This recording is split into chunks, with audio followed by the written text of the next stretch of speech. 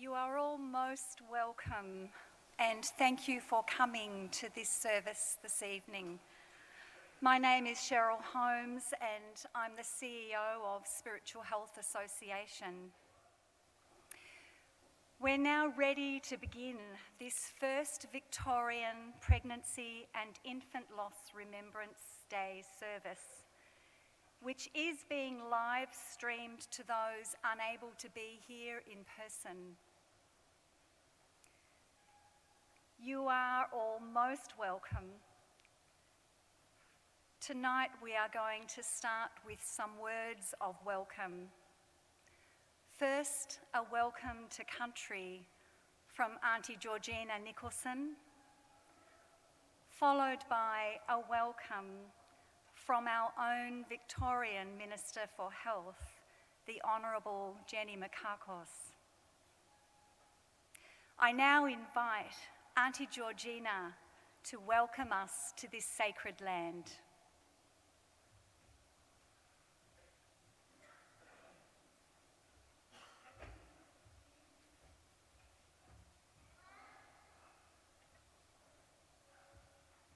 Thank you, Cheryl. Wominjeka, welcome everyone. Hello, my name is Georgina Nicholson and I am a proud Wurundjeri woman. Wurundjeri being part of the Kulin Nation. The Kulin Nation consists of 5 clans, or tribes if you like, and they are Wurundjeri, Boonwurrung, Wathaurong, Tanarong and Djadjarong. Wurundjeri being all of Melbourne CBD and surrounding country, extending north to the Great Dividing Range, east to Mount Baw Baw, south to Mordialloc Creek and west to the mouth of Werribee River. So I would like to acknowledge and pay my respect to our ancestors who walked this land as free spirits, to our elders past, present, and to any upcoming elders. I would also like to acknowledge any Aboriginal and Torres Strait Islander peoples here this evening. I would also like to acknowledge the Honourable Jenny Mikakos, Minister for Health and the Minister for Ambulance Services and a member of the Legislative Council for Northern Metropolitan Region. To all of the parents, families, grandparents, friends here with us this evening. I feel very privileged to be here with you all this evening on this sacred ground and this site for this beautiful Remembrance Day service. Wominjeka Wurundjeri Balak Yemen Kundibik. So I would just like to tell you what I have said in our Woiwurrung language, and that is welcome to the land of the Wurundjeri people. My mother, Martha Margaret Nicholson, née Terrick, was delivered by her grandmother, Granny Jemima, and that was on Corrandirk Aboriginal Mission near Healesville. So our mother was already learning the importance of family and culture. Years later, our mother met a deadly Irish man called Patrick, and they met on a blind date in Melbourne in the early 1930s. In 1937, Mummy and Daddy were married back then. It was in a registry office, and they had 16 children. That's correct, 16. 8 girls, 8 boys, so no twins. Out of the 16 children, I'm the youngest, and the oldest is my sister, Pat Ockwell. She's an amazing senior active elder, our sister. She turned 82 this year. So that is a real milestone for an Indigenous woman to reach that age. Aboriginal culture is the oldest living culture there is. It dates back to 80,000 years plus. Wurundjeri have an office at the Abbotsford Convent in the Providence building, upstairs but now downstairs as well. So if you're in the area and you'd like to pop in and have a cuppa and meet some of the elders and some staff, please do. You'd be more than welcome. So I might leave the welcome there. I think I've spoken long enough. But my heart's with you all tonight. And thank you for coming here. Thank you.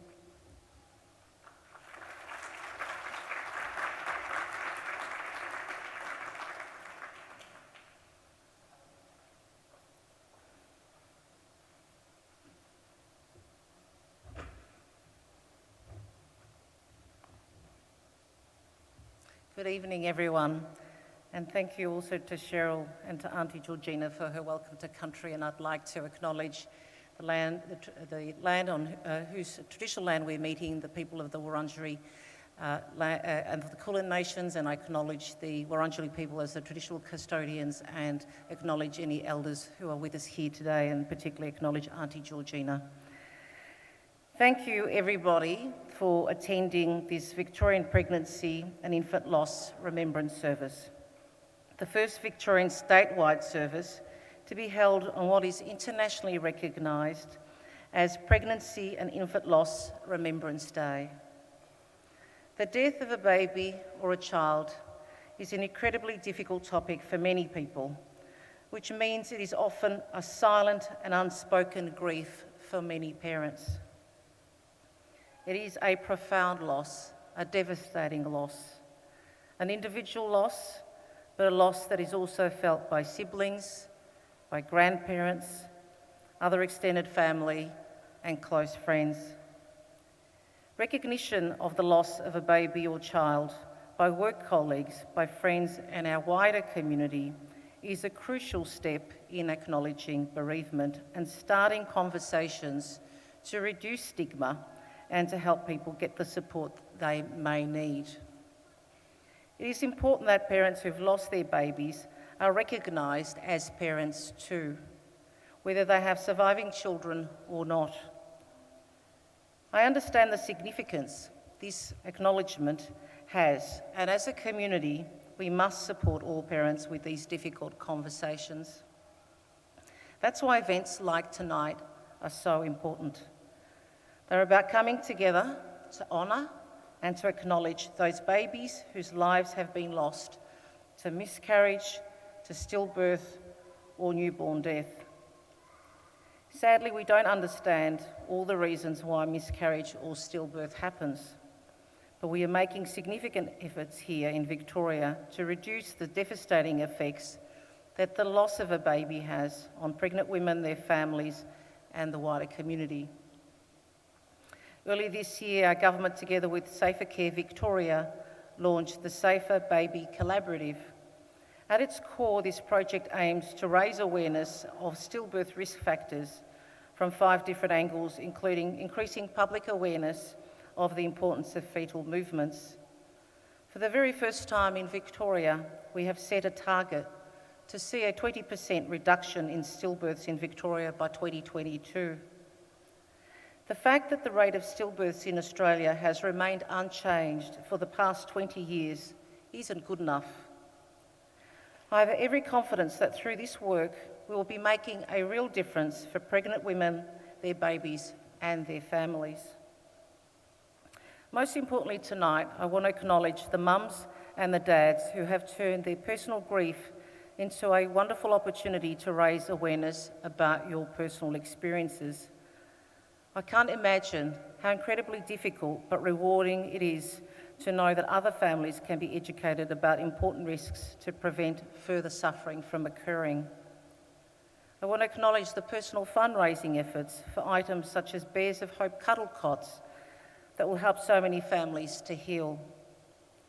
And I'd also like to acknowledge and extend my sincere thanks to the many organisations behind today's event, including the Spiritual Health Association, SANS, Red Nose, Safer Care Victoria, Monash Health, the Royal Women's Hospital, and the Mercy Hospitals Victoria. I want to thank all of you, the families and the friends, for your bravery in coming together tonight in memory of your loved ones. Your loved ones will never be forgotten, and tonight we treasure them, we cherish them, and we remember them. Thank you.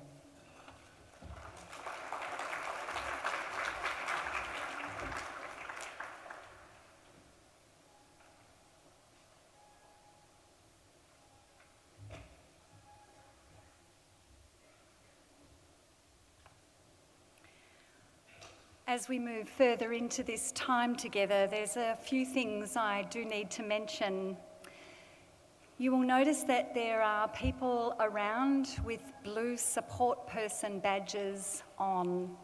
If anyone feels that they need some support, someone to talk to, if there's anything at all that you need, please approach one of the people with a blue badge.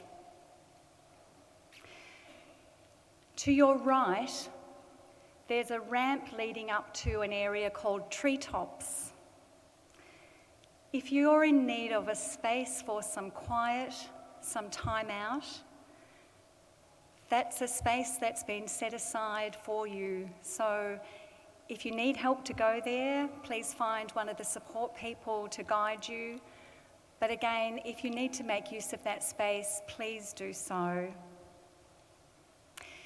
You will have received a tea light candle when you arrived, and I hope everyone has got one. Later in the service, we will join the international wave of light that for the last 15 years has been a part of International Pregnancy and Infant Loss Remembrance Day. This worldwide lighting of candles that occurs between 7 p.m. and 8 p.m. unites us in this hour with families across the world and with each other in Australia and in this Victorian community as we honour and remember loved and longed for babies who have died. You will notice as you leave here that the exhibition building across the way will be lit up as part of the wave of light in pink and blue. You will have also received a red heart when you came in. Later in the service, you'll be invited to write the name of the baby you are here to remember and honour. At the end of the service, as we move to refreshments, you can place the hearts in the silver bowls that are provided down the centre, or there's one over to the side here. The bowls, together with other mementos from this service, will then be on display for the next 2 days in Parliament House, and then they'll go to Sands and Red Nose for display. You may, of course, want to take your heart home with you, and that's totally up to you. You may choose to do both, perhaps place a red heart in the bowl and also take one with you. Refreshments will be served at the end, and you are most welcome to stay and join with one another. May this service be a safe and supportive space for you all as we now welcome the choir.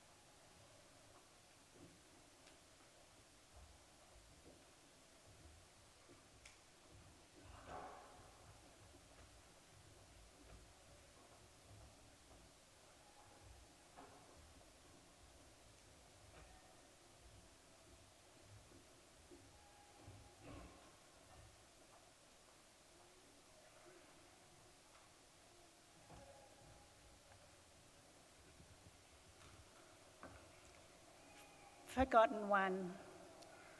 The march of time didn't wait for you. It passed you by and dragged us with it. You stayed suspended in a moment whilst life pushed us forward, whether we liked it or not. Yet a part of you stayed in our veins and courses through our blood, imprinted on our souls until time ends, in a way no one else knows. Never seen but always here. The loss of you bigger than one can absorb, thinning our vulnerability, worn weaker with each threatening wave, exposing us to what we cannot control. Because of you, we know the loneliness, sorrow, the most piercing fear, the deepest empathy and compassion, and the true meaning of unconditional love. What it is to be purely human, exposed, terrified, bursting with love, present, self-sacrificing, angry, exhausted, and at times fearless warrior with sword drawn, ready to slay. Each day your sister and brother mirror you, reminding us of who you could have been. Their vibrant and loving energy help us to keep breathing and find meaning in life. Today we remember you for the short time we held you and the journey you've travelled through us, with us, in the fabric of our being, never forgotten and forever mourned.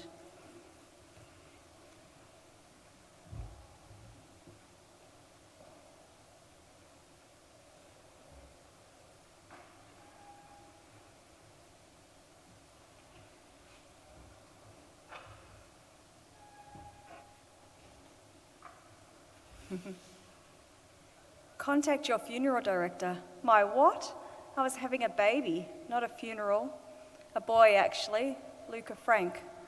We just missed him, really. A day, a decision, a moment. 5 weeks pregnant, I imagine my perfect two-child life. Feeding baby in the garden while big sister plays. 20 weeks, it's a boy. Imagine that. I always thought I'd have 2 girls. What will I do with a boy? 33 weeks, Christmas Day, feeling happy and glowy and self-important, about to bring new life forth. 35 weeks, a still heart on an oversized ultrasound display, the full stop in my pregnancy. A night of labour, and he slips quietly into the world without really coming into it at all. Holding him at the intersection of birth and death. Steve and I are sitting with Luca lying between us. His arm falls from the side of his body. We both gasp and then look sheepishly at each other. No, I didn't. Did you? No, of course not. I knew he wasn't really. Then grief, an all-consuming grief that gets worse, just as everyone thinks it's getting better. A well-meaning parade of people saying hurtful things. I want to tell them he was not too beautiful for this world. He was not needed in heaven, and they do not know how I feel because their cat died. With Steve at a deserted beach, I let my pain out in a loud, guttural, grotesque moan. He is startled, turns away.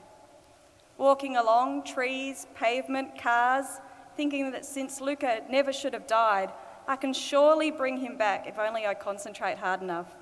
Envy, anger, debilitating shame, weighing on me so heavily, so physically, it's hard to put one foot in front of the other.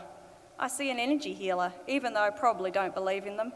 Don't tell anyone, not even Steve, especially not Steve. They say I need to mother Luca, even though he's not here. A scrapbook, even though I'd scoffed at it as a stupid girly pastime. Blog, even though everyone knows it's a boring load of garbage. And now 10 years later, I'm writing poetry. I hate poetry.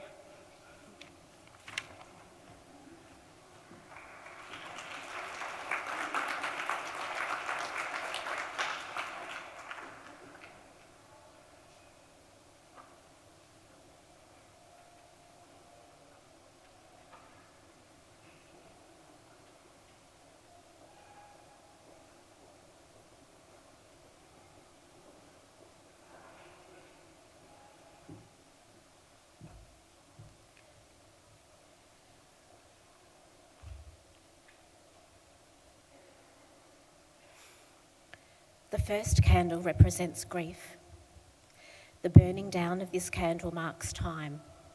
It helps us remember that the gaping hole of grief will diminish.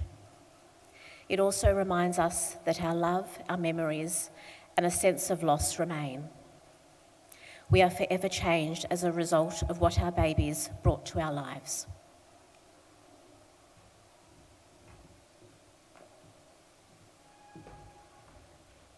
The second candle represents love. Without love, there cannot be grief. This candle represents our never-ending love for our babies. The unconditional love of a parent never lessens whether our child is with us or not. This candle acknowledges that love, above all else, sits at the core of our parenthood.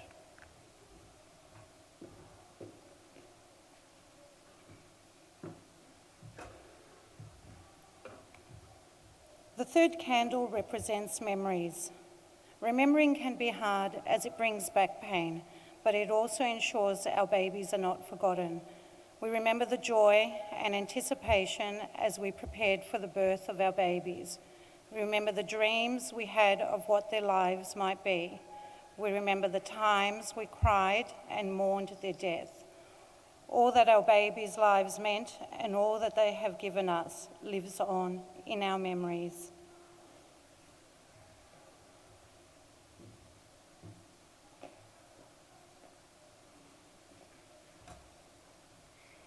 The fourth candle represents hope. In my dreams, you are alive and well, precious child. In my mind, I see you clear as a bell, precious child.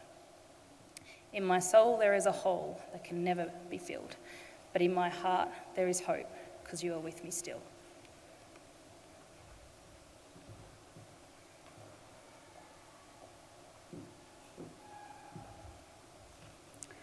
The fifth candle represents courage. The agony is great, and yet I will stand it. Had I not loved so much, I would not hurt so much. But goodness knows I would not want to diminish the precious love by one fraction of an ounce. I will hurt, and I will be grateful for that hurt, for it bears witness to the depth of our meaning, and for that I will be eternally grateful.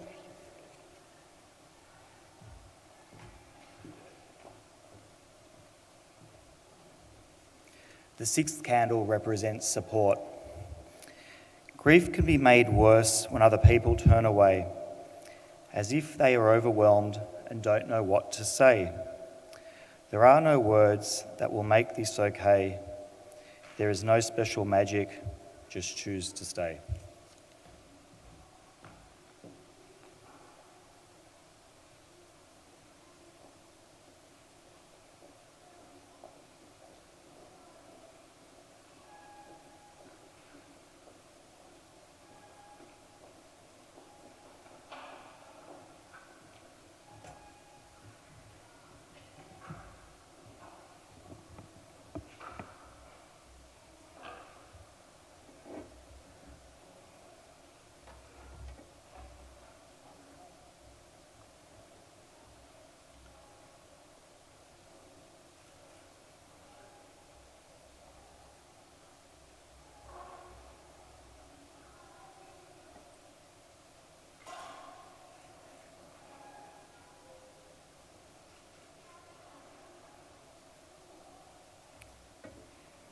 You Have My Heart by Karina Fenton and Robin Coucher.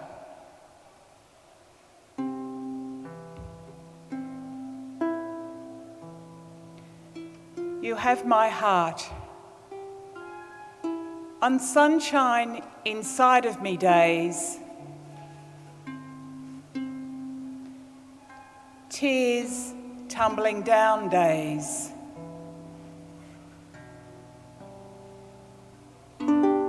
mountain too high days,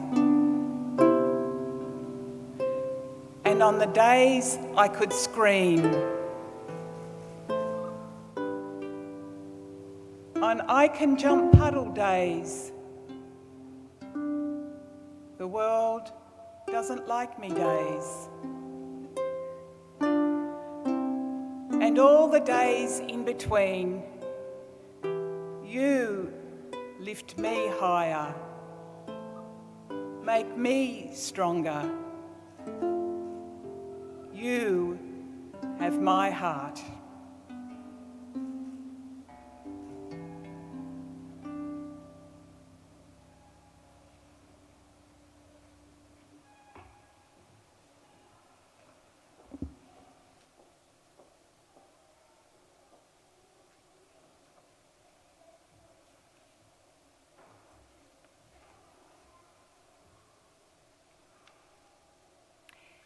It's now time for us to join the wave of light.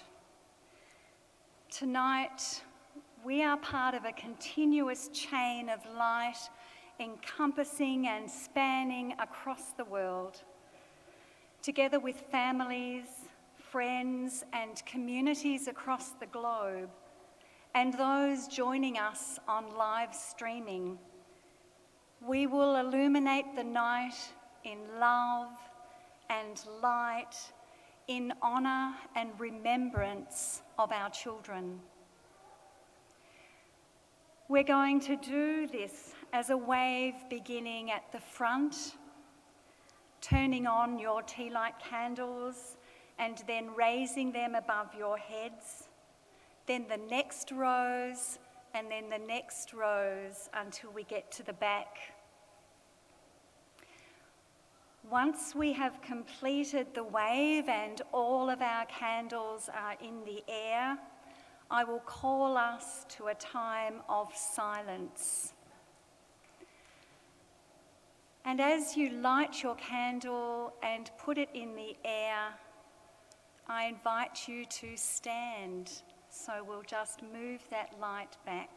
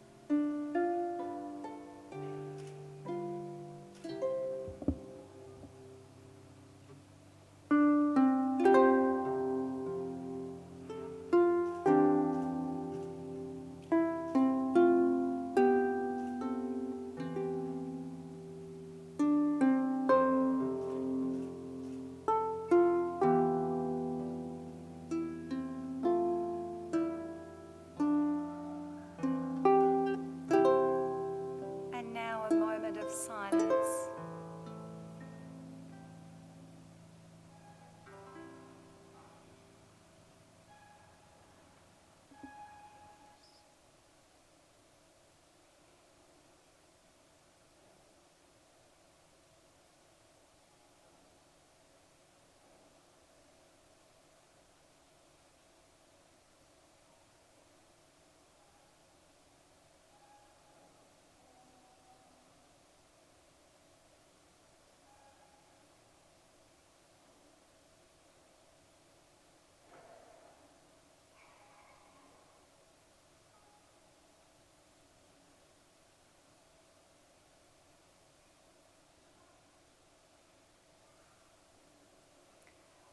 Thank you.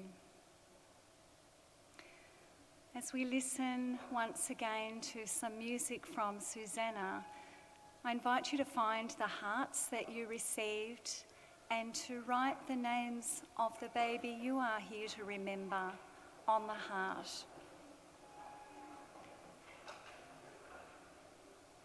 And as we do this, I invite the choir to begin to get ready to come up again. So just a minute.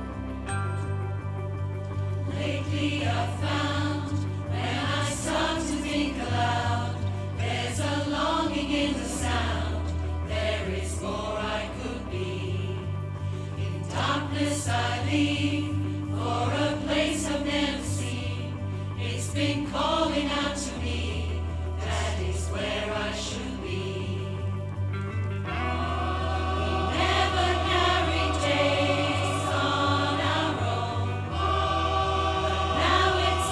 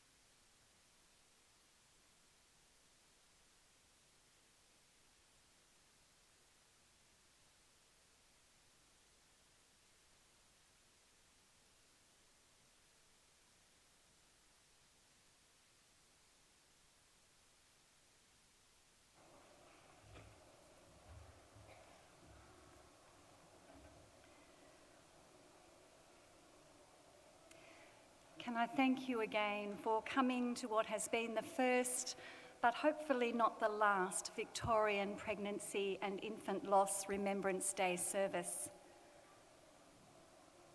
We are so honoured to have joined with you to remember your precious babies this evening. Please join us for refreshments if you are able to stay. They will be served over here down the front. And remember that you can place the hearts in the silver bowls in the centre, or there's one over here on the side. May you all walk gently and safely from this place and continue to find the support you need along the way. Thank you.